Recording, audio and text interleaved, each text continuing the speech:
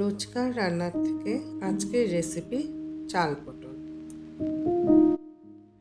আজ রান্না করব চাল পটল।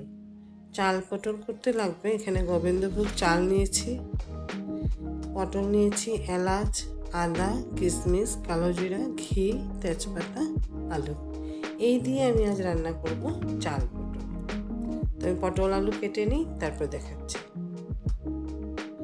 এখন আমি পটলগুলিকে এইভাবে পাতলা পাতলা করে কেটে নিয়েছি, এইভাবে পাতলা পাতলা করে কেটে নিয়েছি। এখন আমি কড়াটা গরম হয়ে গেছে, কড়াইতে খানিকটা তেল দিয়ে তাতে পটলগুলি ভেজে নেব।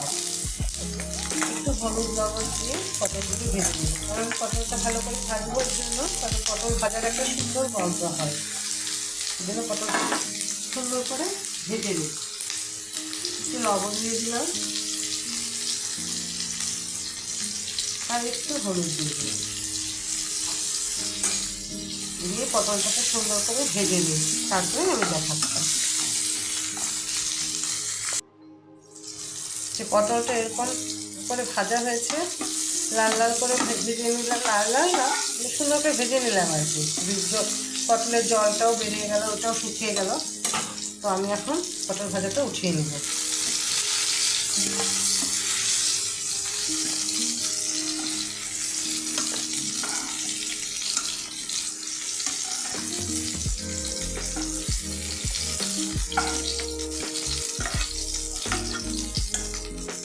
উঠিয়ে নিয়ে তাতে আর খানিকটা তেল দিয়ে দেবো, দিয়ে তাতে ফোড়ন দিব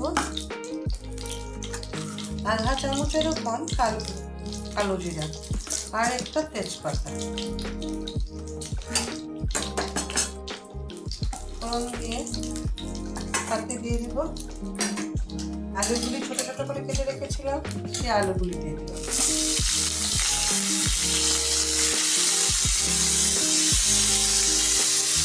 আলুটা একটু ভাজা হোক, তারপর দেখাচ্ছি। আমি একটা বাটিতে খানিকটা জল নিয়ে নিলাম, জল নিয়ে তাতে দিয়ে দিব 1 চামচ হলুদের গুঁড়ো, আধা চামচের মতো লঙ্কার গুঁড়ো, আধা চামচ ধনে গুঁড়ো আর আধা চামচ জিরে গুঁড়ো।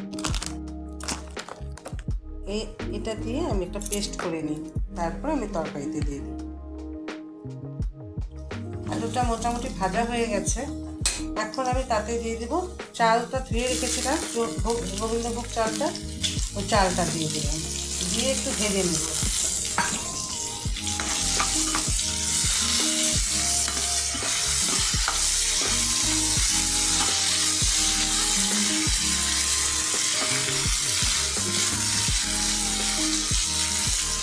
চালটা একটু ভাজা হোক, তারপরে আমি দেখাই। চালটা ভাজা হয়ে গেছে, এখন আমি তাতে দিয়ে দেবো যে মশলাটা পেস্ট করে রেখেছিলাম, সেই মশলাটা আর দিয়ে দেব আদা পেস্ট, দিয়ে আর স্বাদ মতন লবণ দিয়ে মশলাটাকে একটু কষিয়ে নিই, তারপরে আমি দেখাচ্ছি। এখন আমি মশলাটা মোটামুটি কষেছে, এখন আমি পটলটা দিয়ে দিলাম, ভেজে রেখেছিলাম যে পটলটা, সেই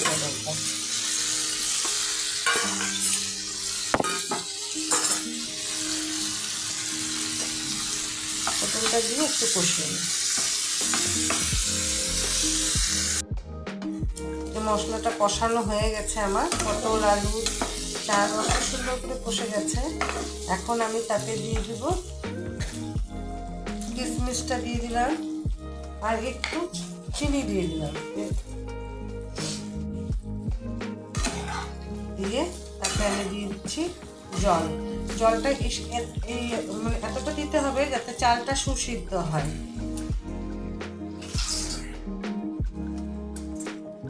জলটা দিয়ে আমি এটাকে মিডিয়াম আঁচে রেখে চালটা সুসিদ্ধ হওয়া পর্যন্ত তরকারিটা হতে দিই, তারপরে আমি দেখাবো। তারপরে ঘি আর এলাচ গুঁড়ো দিয়ে নামিয়ে দিই। তরকারিটা হতে থাকুক, আমি তরকারিটাকে ঢাকা দিয়ে দিলাম। এটা এখন চালটা সুসিদ্ধ হওয়া পর্যন্ত হতে থাকে। আমাদের তরকারিটা হয়ে গেছে, ঢাকনাটা খুলে যে আলু সিদ্ধ হয়ে গেছে, চালও সিদ্ধ হয়ে গেছে। এখন আমরা তাতে দিয়ে দিব 1 চামচ ঘি।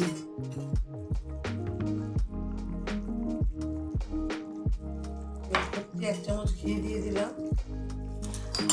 আর দিব এলাচের গুঁড়ো।